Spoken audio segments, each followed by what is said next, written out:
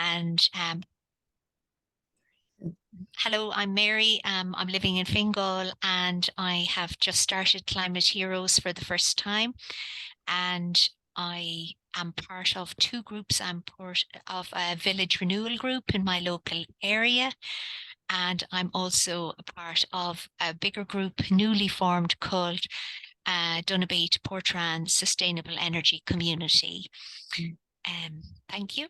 We'd love to actually hear later about your experience setting that up. Things our webinar this evening is on energy. We're also hopefully having a guest speaker coming on tonight if they manage to make it, also talking about their SEC, but it'd be great to hear your experience, especially as a new one. Might inspire some other community groups. Kathleen, I don't know if you were able to unmute and talk there, or if you wanted to introduce yourself in the chat. I just see Niamh coming in as well. Welcome this evening. We are just introducing ourselves and saying our names and what community groups we are with this evening.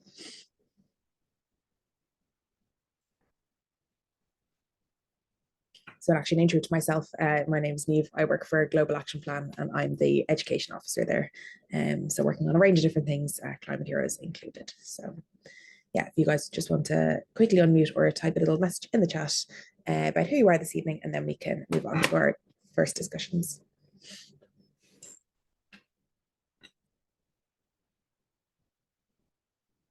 Sorry, Niamh was unmuted, so I was waiting for her to talk.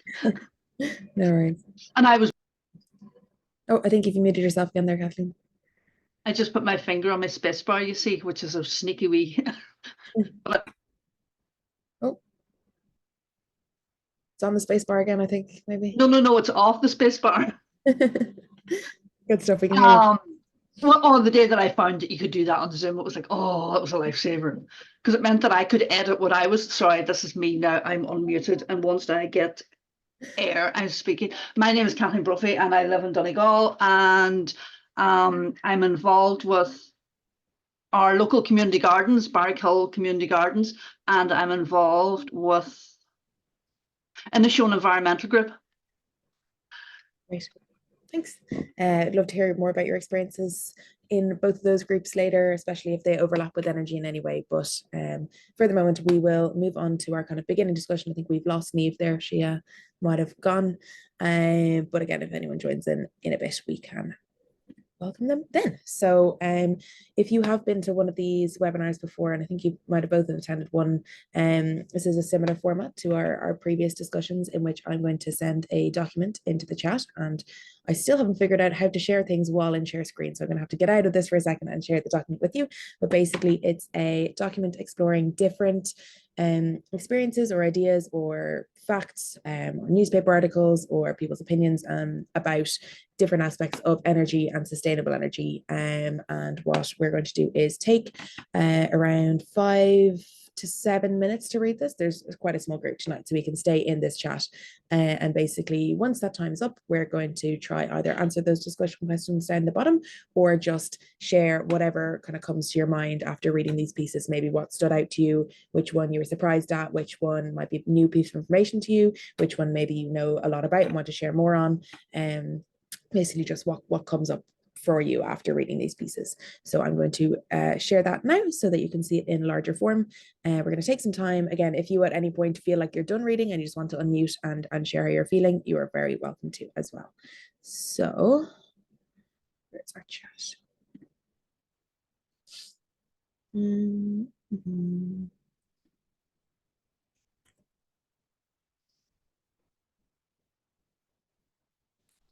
Wait just 1 minute to sort that out, and then I'll be sharing with you now.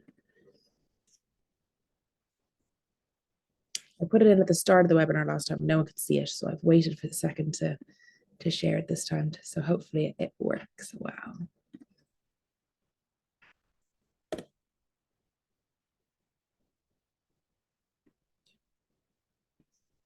Could you guys let me know? It's just I see it loading there in the chat when that actually gets sent to you, and then we can start our reading.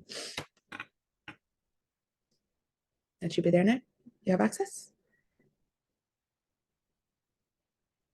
So you should be able to click on that and make it a bit bigger. So basically, I'm just going to give you your own space and time until around 15:15, and then I'll bring back and see if you have any opinions. If you want to unmute and have a chat before then, you're very welcome to, but just have a chance to have a good read of that document now.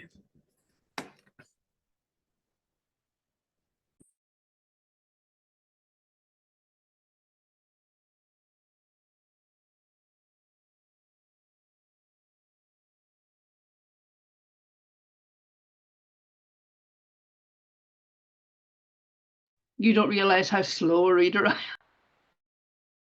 No worries, even if you can only get to one or two of the bits. I know 5 minutes is not a lot of time, but I feel like if I leave it for too long, we don't have a chance for a really rich discussion. So even if you want to kind of scan your eyes over it and see what bits jump out to you that you'd like to kind of read further and more fully, you're very welcome to do that.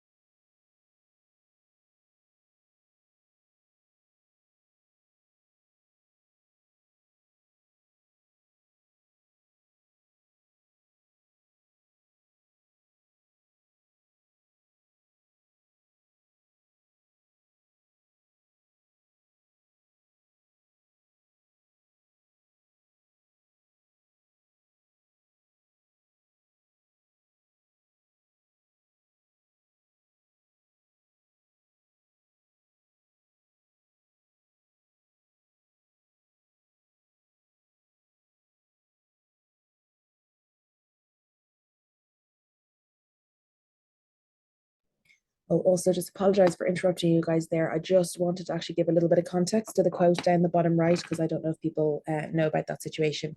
And I don't know if that quote contextualizes it enough, but it's regarding the Sami people, which are an indigenous group around northern Norway, Finland, parts of Russia and Sweden. And they were in dispute with the Norwegian, specifically government, recently in the last 4 or 5 years, because they wanted to build the largest wind farm in Europe on a space that would be traditionally considered semi-indigenous land. So it's an interesting piece between people who maybe are more affected by the climate crisis having their land used for what would hopefully be helpful to everyone in the future in terms of renewable energy. So there's an interesting debate there between that indigenous group and the people who wanted to build energy farms in their area. So there's a lot of story behind that. It's a really interesting one. We just wanted to contextualize that a little bit further for you.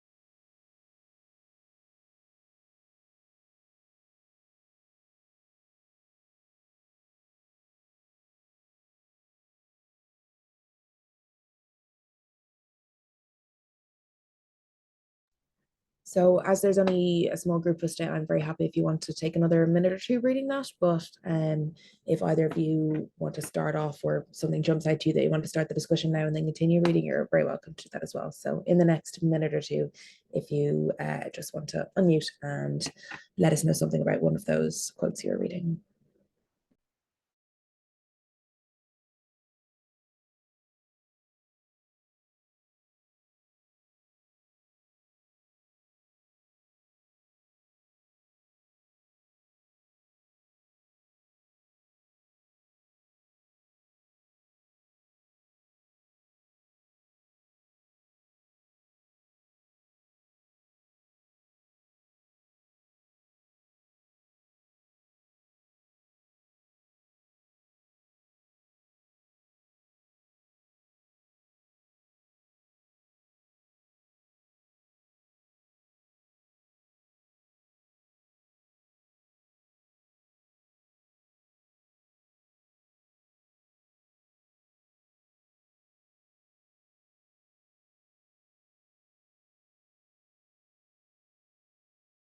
Sorry, I had brownies in the oven and they were ready to come out.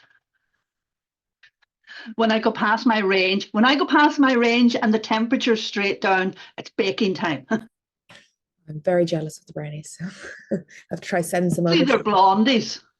You. They will still be.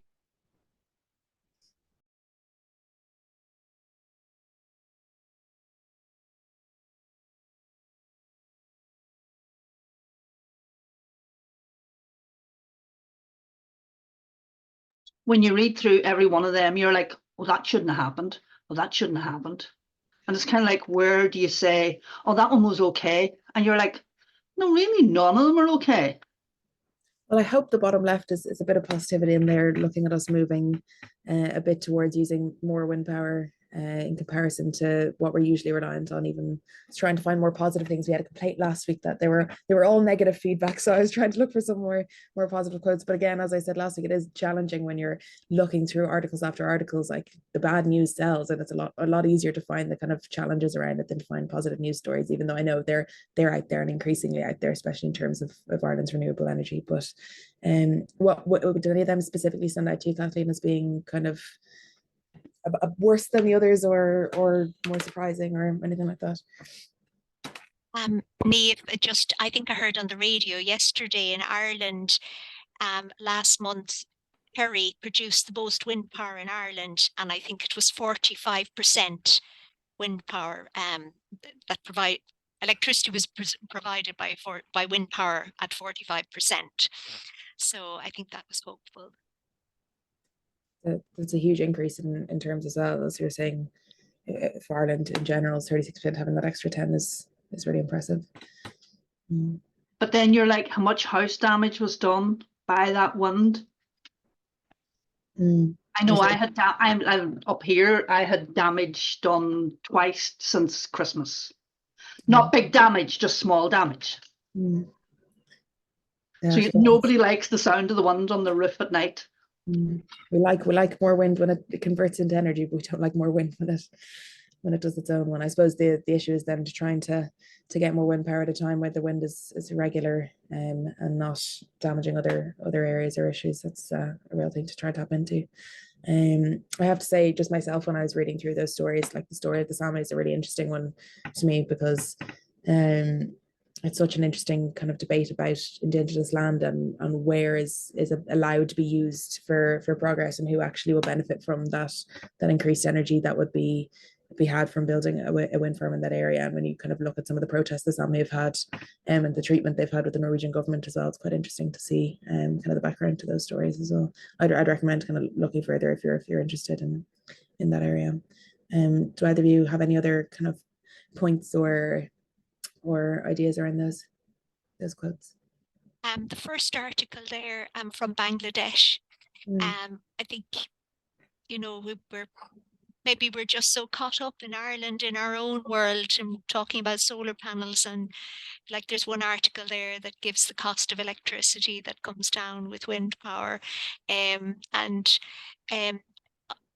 But with solar panels, I was really interested. As you go through the article, you realize, oh my goodness, this isn't about our country at all. Yeah. As kind of reveals itself, that there are people that like are still in the world using kerosene lamps, which are very dangerous for health, for air pollution reasons, which is another big global problem. And that the solar panels have been positive for them, and they have services without disruption for longer periods because of solar panel use. So for them to be able to integrate on a global level, that's a help for them for communications. And the Tara mines, I think, just reminds us of the impact that when we transition from one thing to another, there are always losses. And I suppose these people are impacted negatively because their local community, their lifestyle was around Tara mines, employment, and now it's all on hold. And so I think the message there for planners, both from state development and local authorities, is that planning and involving all parties, all stakeholders right from the beginning is just essential. And unfortunately, we haven't started early enough. And this is part of the problem. So I suppose that kind of focuses around the idea of a just transition. And if you're moving away from one thing, to be able to bring everybody with you in a fair and equitable way. I think the main issue with Tara mines, and I'm not an expert on the situation, is that the zinc prices worldwide hugely dropped, so that it wasn't worthwhile for them to continue mining at that time. And they're aiming to have it open in a few months. But interesting as well to see the link with large mining companies and sports in Ireland. And I've noticed that quite recently as well, there's a gold mine company called Dalradian who are trying to enter into Tyrone, and they're doing very similar things to Tara Mines. This information about Tara Mines was taken from one of Dalradian's broadcasts, which was saying, look how amazing the mine was for the people of Tara. This is what we're going to do similarly in Dalradian when we come and mine all the golds in Tyrone, and we're going to also give you a huge amount of money towards sports clubs. And interested to see there what communities rally around different areas, and how those providers try to integrate themselves in order to get a certain amount of the population on board, while another amount are deeply opposed to the mining project. So again, interesting to see kind of community connections around that. I know there's a large campaign around that called Save Our Sperrins, and talking about the ecological problems of the mine. But they also face backlash from the people who were receiving all that sports funding. So interesting to see the disparities there. Do either of you have any other kind of comments before we move on to our next part? Because there's a small group again, so we can take our time discussing. I feel like in the previous sessions we've been so rushed to get through that it's actually quite nice to have a good chance to really be able to dig into these in further detail. Niamh, what's missing there for me, I suppose, really is our awareness of reducing our need for energy. It's the I suppose the Climate Heroes part of what we'd be doing now, starting next week, is to or the end of this week rather, will be to say, what do I need to, what can I do less with? Do I need the car? Can I turn off lights? Can I perhaps not heat up the oven before I bake? These sort of things that we can do, small actions, and they add up to your electricity bill. And then as a result, then they also add up to the need on the grid. It's quite interesting. We did get solar panels at our home recently, and we have an app on the phone that you can see what you're exporting. And that is a way of tracking how you can improve, I think, because we can kind of say, well, oh yeah, we did a lot less of that last week. So, that might account for how we were able to export more that was generated. And there's also something about helping the collective, about helping Ireland and its energy needs, helping others that, as it says there, people that can't afford to have though that in place as yet. And also there are so many people that are homeless who don't even come into this category at all of being able to partake in this. So yeah, there are some pieces missing. Definitely a lot of complexities around that. There's so many discussions that you can't possibly fit on 100 pieces of paper, let alone 6 little quotes. But yeah, I really appreciate you kind of bringing up those other pieces, and a lot of what we want to do with Climate Heroes, although it's really the actual competition itself is focusing on communities and individuals making small changes. What we want to do, even with these webinars, is really highlight the impacts that these issues are having kind of further afield, both in Ireland for those again who can't participate in the use of energy, but maybe highly impacted by different issues of energy and climate change, and also kind of further afield, just giving examples of the people here in the Sarahone line whose lives have been impacted by energy use in Ireland as well. So yeah, thanks for sharing that.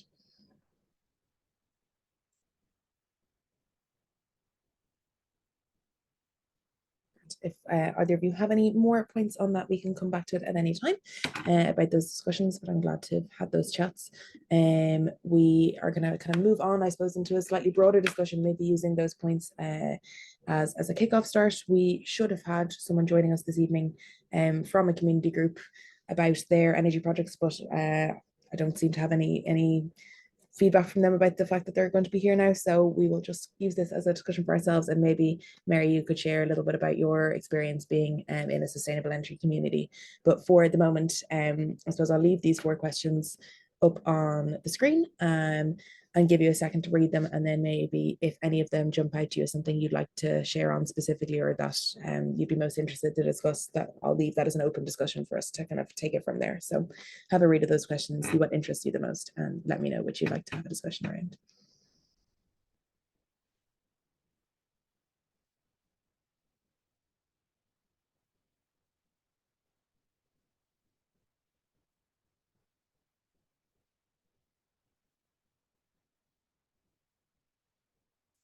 Or if any of these kind of personally resonate with you and things that you've experienced personally or with your community group as well, if you wanted to share any experiences you've had around these issues, or maybe some solutions of how you think we can solve some of these complex problems.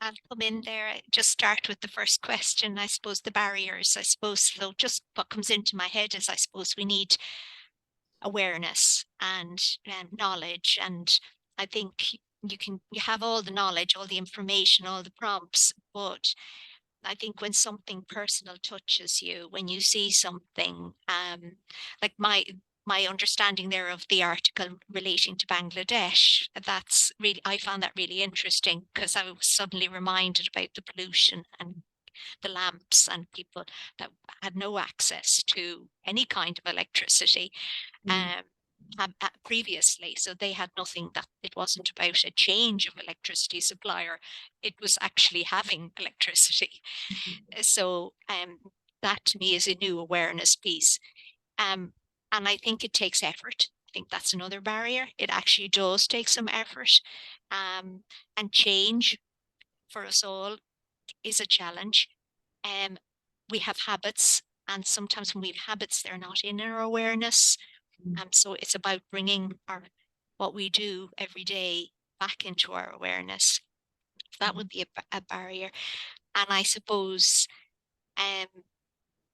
I'm aware in the global south, I actually have a friend in South Africa who worked in Ireland, who's gone back, and I'm in touch with her. But like, they don't have energy every day. They don't have electricity every day. They have days when they have electricity, and it could be a few days a month. So like, communication is stunted, business has closed down. It wasn't related to COVID-19. It was related to this, to climate change and reduced accessibility to energy. And I suppose the other thing that it doesn't stand out there, but to me is like the high energy demands of technology and tech companies, and how we become more dependent on it for education, for you know, onboarding in your job is done all online now. You know, it's a business is moving to online so much more. Our phones, I mean, I think you had an article previously about how many people had phones in Ireland, like, and the average would be 2 phones in some parts, whereas like there's people in the world where like there wouldn't be phones available for 1 in 10 people. So that means that really, I suppose, the Western world is actually demanding more energy from the technology point of view because people don't have access in those countries at all. I suppose that really links to the third point there as well, how, you know, Irish demands for energy and in certain areas, especially in Europe and North America, how our use and need and want for more and more energy constantly rather than less is impacting both ourselves and people abroad.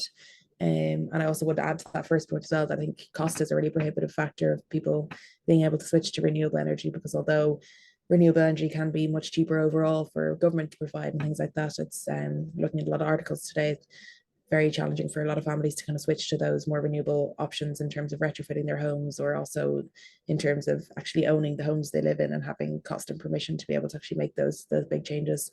And linking to that article as well, and 29% of people in Ireland experiencing energy poverty, which is actually the highest recorded record at the moment. So I suppose that's another challenge as well. Do you have any input on any of those questions, Kathleen, or would you agree with Mary? When you said about mobile phones, it was something that I heard on QI, and it was that 90% of people in India, well, just it was 90% of people in India have a mobile phone. 50% have flushing toilets. Wow. Like, where's your priority? It's like during before Easter at community gardens, somebody was saying, oh, they were looking for a house to rent down the country for blah blah blah, and the first priority is like, does it have Wi-Fi? And I'm like, that's not your first priority. It's actually lovely to go to a house that doesn't have Wi-Fi. But interesting to see there as well, how dependent are we for work and jobs if people are When expecting you're on holidays. a job. Oh, okay. I thought you meant to live in the No, house. no. When you're on away for over before Easter, they were talking about it. Oh, yeah.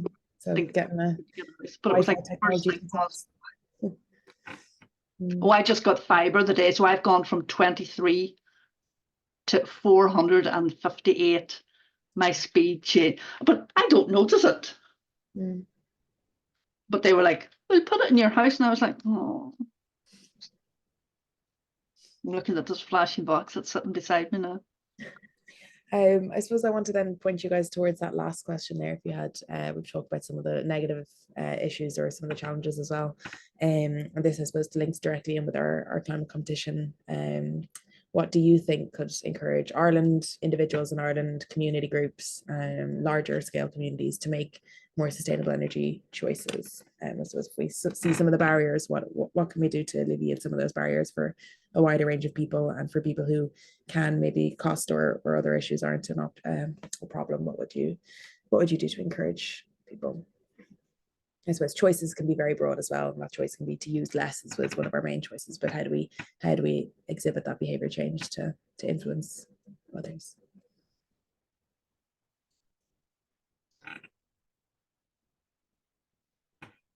I suppose that's one of the reasons I got involved in my local group. So in sustainable energy community locally, was to learn some, and also to pass on messages and sort of help that messaging to grow in my community, but also to seek information from people.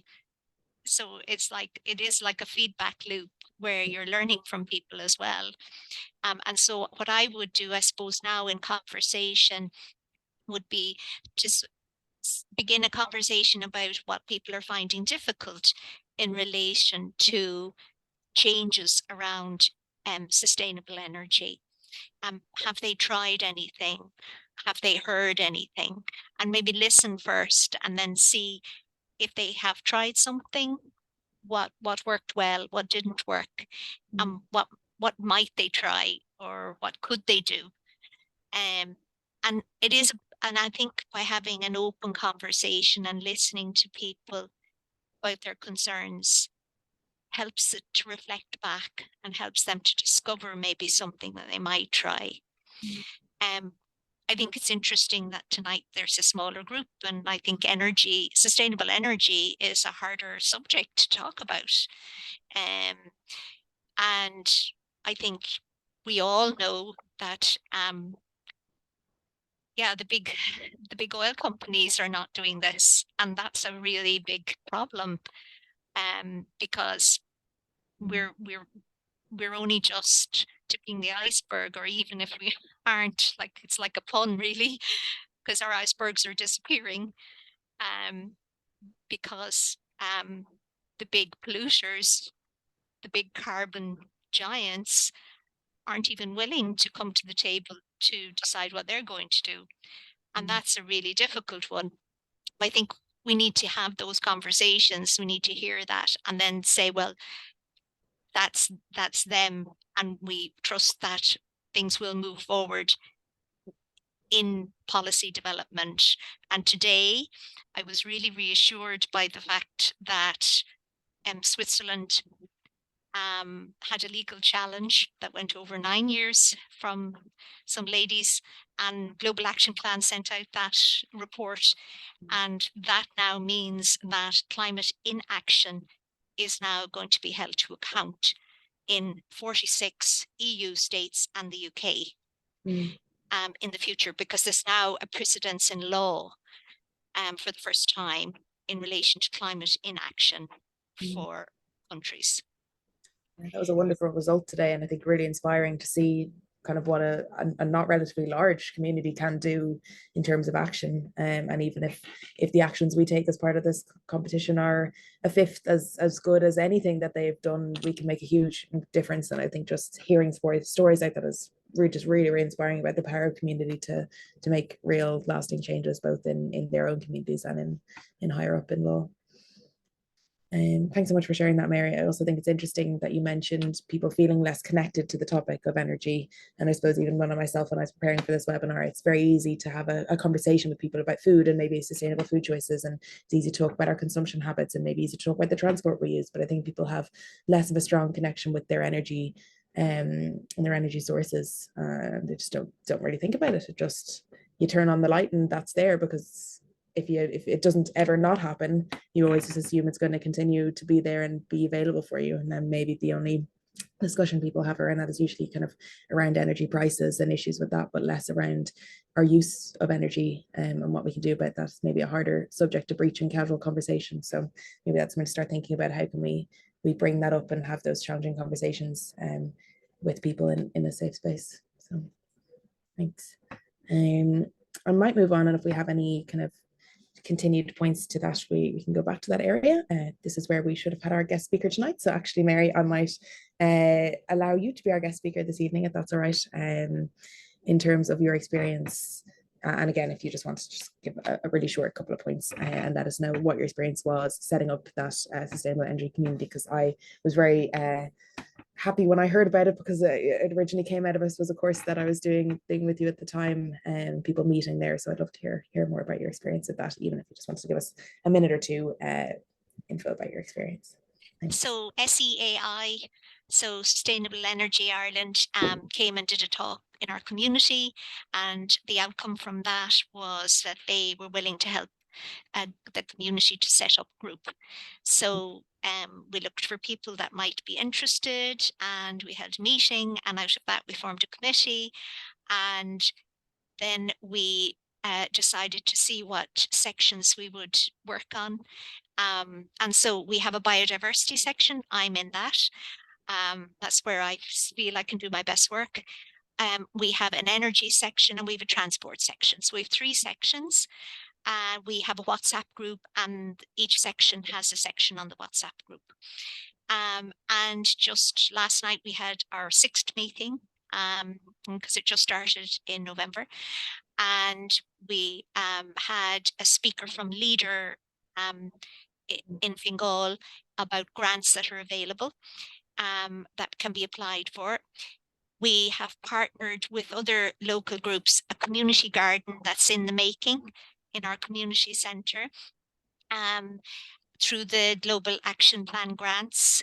It didn't quite make that because planning permission was required, but we're resubmitting that with them now.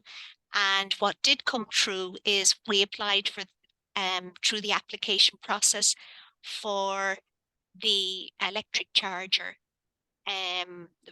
bike repair kit, and for the transport, and also some equipment for the garden. So we've put that application in through the Global Action Plan grants through Fingal. So something positive came an action already within 6 months. And we also have decided then that we are going to take our planning to the next stage. So we're going to look at possible sites within the community for gardens. And Adopt a Patch. And as a result of that, I actually started Adopt a Patch by applying to Fingal. So in relation to energy, we haven't done that much at the moment, but we are expecting to look at that now with solar panels coming on more. They're more populous, I suppose, here. Some homes have got them up and running. And the idea would be through our social media. We have just set up yesterday a social media channel to do little videos about actions that we are taking in our home. So I'm hoping to link in with that with the Climate Heroes and do small videos on some of the actions that we're taking. Right. Oh, that's lovely. Hope that's enough. Okay. Very happy to see the videos as well. No, that's super. What were the grants you were mentioning that you applied for at the start? So we went through Fingal was running the climate action community climate action grants. Sorry, I was thinking, community I didn't climate know Global action Action Plan grants. had Excuse me. grants. Yeah, no, Was sorry. it- Excuse me for No, you're misinforming fine. people. That's right, too. The Community Climate Action Grants program through Fingal, which is now closed. But not all communities managed to meet the 5 theme criteria. Yeah. So we met it by working in partnership with the community centre who was applying for a community garden, but they didn't get accepted for their community garden because they had no planning permission. So, which is a hindsight learning. And we bring that forward, but we're now resubmitting that, and it'll take a few months, but that'll go back in. But the part that we did apply for, as I mentioned, that application was submitted, that was accepted. Super. I'm glad to hear people availing of those grants. Good to see those large scale grants are available. I think they were challenging for some people to apply for, so it's great to see that people have availed of that service there, and hopefully there'll be another round of grants next year that other community groups to kind of apply for as well, and also further groups looking for sustainable energy grants as well. SCI I know have quite good grants for community groups as well. So I suppose this is kind of our last discussion part. I know we've had a lot of discussion. I really appreciate a lot of your input. But if there are any of these questions that kind of stand out to you or inspire you, or you would like to kind of answer on this evening, we will say them and then I suppose wrap up for this evening. But as well, thank you so much for Mary for sharing your experience there. No, that was very on the spot about that. So thank you. I would really like to see the cycle routes, being prioritized in our area. I know there's so much going on, but it is a huge, bigger picture when we have more housing coming in and to the area. And it's an opportunity to put those in place now rather than digging up roads later and disturbing everybody. And also that takes from our environment that we're trying to restore nature. So we really don't want to be digging up places later when we've planted trees. So that's something I'd like to see happening now. Um, Mm. and what supports, I think that needs community backing. It needs people to use the formats there that are there already through the local council. It to voice your opinion when reviews come up, and through the PPNs, which is the public participation network that exists all over Ireland with the local councils, to use that representation to have change that communities want, steered in the right direction, and to be aligned with the policy that's already there, which sometimes gets sidetracked. So, for instance, a biodiversity policy that supports certain things needs to be referenced, so that it's your request is supported through the policy documents that are there with that local authority already. Great. Thank you. Good to see as well in some of the new around the government climate action plan, there's quite a lot of funding going into active travel and transport, and the vast majority of that will be going into cycling infrastructure. So I know actually when I was in Donabate last November chatting to you all when we had our kind of transport chats, that was really, really important for the people there that didn't feel like there was safe cycling infrastructure, and they didn't feel like they could participate in active transport in that way because the facilities weren't there. So hopefully that's something that increases in the future.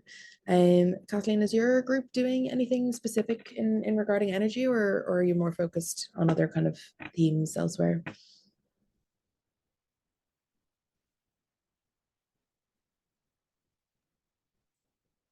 Well, I suppose our building has solar panels, and we are at community gardens, and we have a water saving thing set up, but we're extending it. Okay, cool. And we're planning on doing a drip feed thing for the summer. So Great. My environmental group, then we had our 40th tree sale. Wow. Our 40th annual tree sale. So that's, well, maybe it might be 39th, but 39th doesn't sound as good as 40th. We're going to have a party next year when it's going to be our 40th. That's really good. But that's mostly what, at this minute in time, that's what our environmental group is working on, is getting trees planted. So that's kind of that issue that with that. And the environmental group, we are not community gardens. We are busy setting seeds and growing vegetables and loving it. As I say, you come for the vegetables, but you stay for the crack. Good. And hopefully that kind of will come to you, Mary, in other areas as well. Come for the community bits and the change, but stay for the fun of being part of a community group and seeing change happen. So thank you so much, guys, for sharing about that. Just like to say to Kathleen that what she's speaking about, like the community gardens, more time spent outdoors means less time using certain energy. So like it's just a win-win really, because if for our health, for our well-being, and for energy demand, most of the lights have been adjusted now to low light, no energy bulbs all along the roads in a lot of communities and around community centres. So that really helps as well. So if you're out there in the community and you're in community gardens and walking and on the GA pitch, whatever, you're maybe using less electricity per person, and then collectively we're using less as a community, as a nation. Maybe that's one way to bring it up in conversation, is it's not just let's talk about energy, it's just let's go outside, and then we don't have to talk about it because we're not using it. So maybe that could be one of your actions, I suppose, as part of this project. Just get outside. It actually amazes me how many people walk into work in the morning and their computers are on from the night before, and I'm like, and you like, what's years since I was in Dublin, kind of thing, BC, I say, before COVID.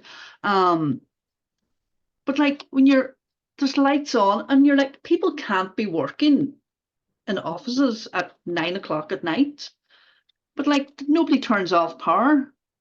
Same with shop fronts as well. All the shop fronts are lit up well after, like, all night after Yeah.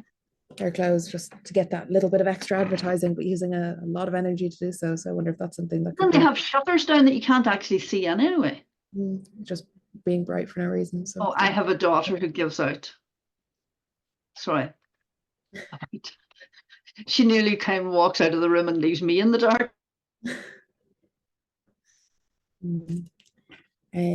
Well, so I suppose we can just finish up this evening then with those, and I really appreciate you guys engaging so deeply in the discussion. I'm glad we had that space and time as well to have that discussion with the group that we had today.